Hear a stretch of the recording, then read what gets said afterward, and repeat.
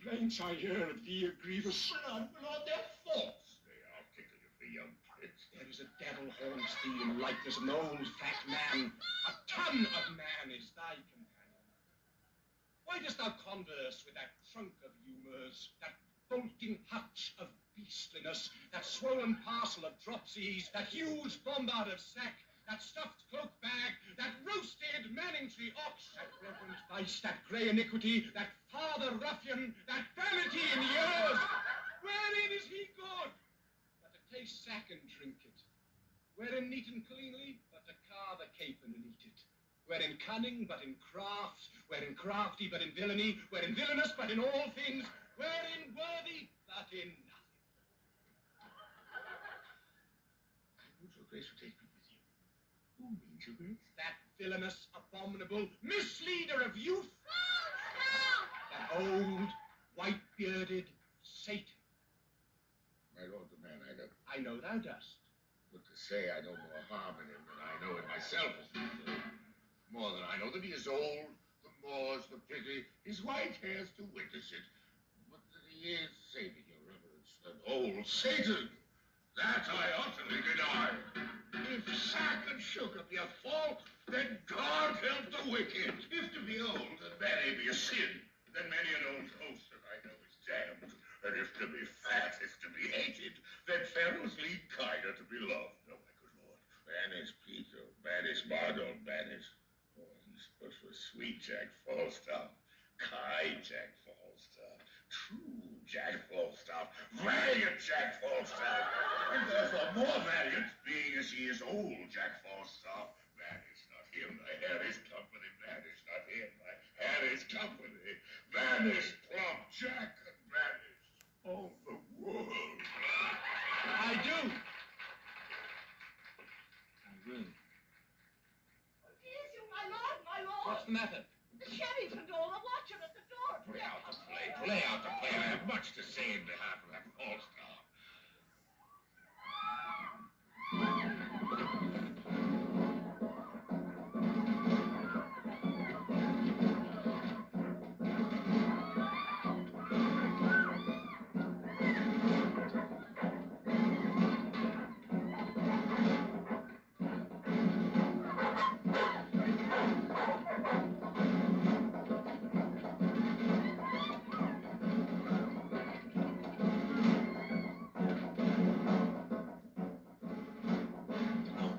Jack, now my master's for a true face and a good conscience. Both of which I have had, but their date is out, therefore I'll hide me.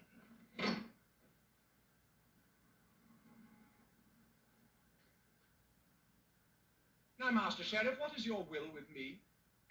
Pardon me, my lord.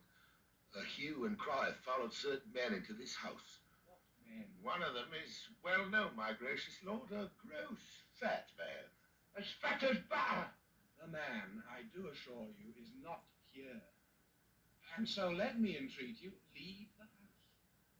I will, my lord.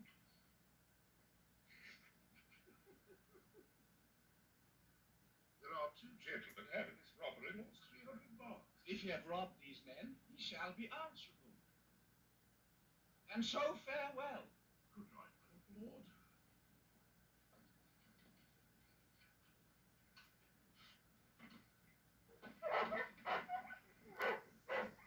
I'll to the court in the morning. We must all to the walls. Good night, my noble lord. I think it be good morrow, is it not? Indeed, my lord. I think it be 2 o'clock.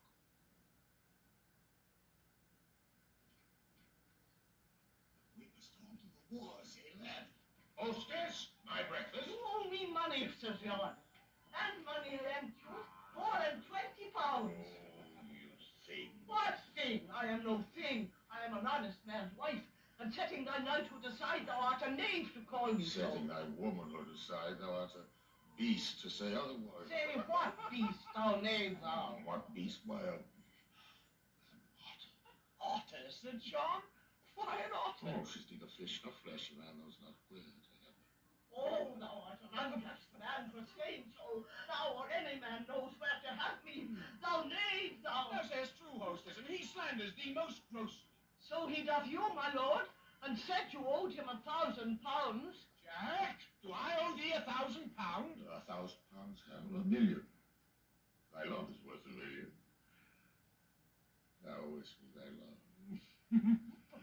Well, my sweet thief, I must still be good angel to thee. My lord, he called you a jack and a sneak cup, and said he would cudgel you. Darest thou be as good as thy word now? Well, how as a man I dare, but as a prince, I fear thee as I fear the roaring of a lion's whelp. And why not as the lion? The king himself is to be feared as the lion. Just thou thinkst as I fear thee as I fear thy father. The money shall be paid back again, with advantage. I like not that paying back. Doubling me. Thou wholesome little tidy Bartholomew. Oh. Big. Come, I'll be friends with thee, Jack. Thou art going to the wars, and whether I shall ever see thee again or not, there's nobody cares.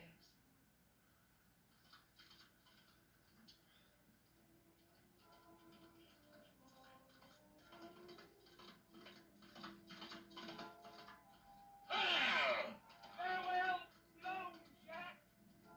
Farewell, all hallows summer.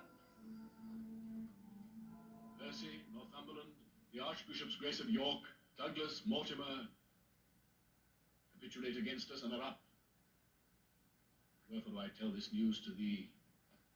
Thou that art like enough, through vassal fear, base inclination, and the start of spleen, to fight against me under Percy's pay, to dog his heels and curtsy at his frowns, to show how much thou art degenerate.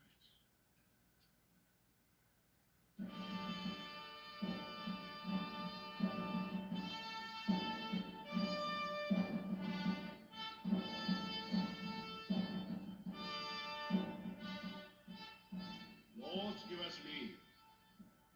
Prince of Wales and I must have some needful conference alone.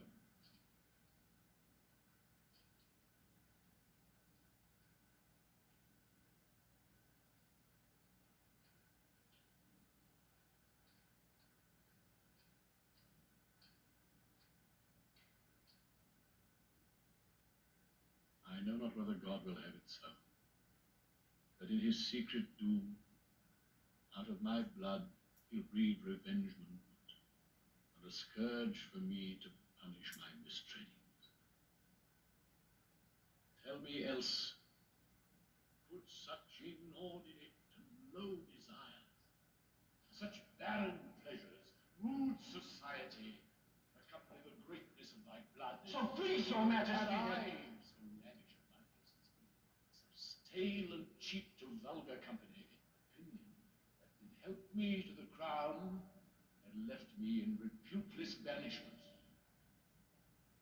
The skipping king he ambled up and down with shallow jesters and rash badding wits, mingled his royalty with capering fools, grew a companion of the common streets. So when he had occasion to be seen, he was but as the cuckoo is in June, heard, not regarded, seen but with such eyes, as sick and blunted with community, afford no extraordinary gaze, such as is bent on sun-like majesty. And in that very line, Harry, stands thou. Thou hast lost thy princely privilege with vile participation. Not an eye but is aweary of thy common sights, save mine that have desired to see thee more. I shall hereafter, my thrice gracious lord, be more myself. Harry, for all the world, as thou art to this hour, was Richard then, when I from France set foot at Regensburg. And even as I was then, is Percy now. Now by my sceptre and my soul to boot, he hath more worthy interest to the state than thou. Do not think so. You shall not find it so. I will redeem all this on Percy's head, and in the closing of some glorious day be bold to tell you that I am your son. And that shall be the day when ere it lights, that this same child of honor and renown, this gallant Hotspur, this all-praised knight, thought I had a chance to meet, Then will I make this northern youth exchange his glorious deeds for my indignities. This in the name of God. I promise here. The Earl of Westmoreland sets forth today. Wednesday next, Harry, you shall set forth. Our hands are full of business. Let's away.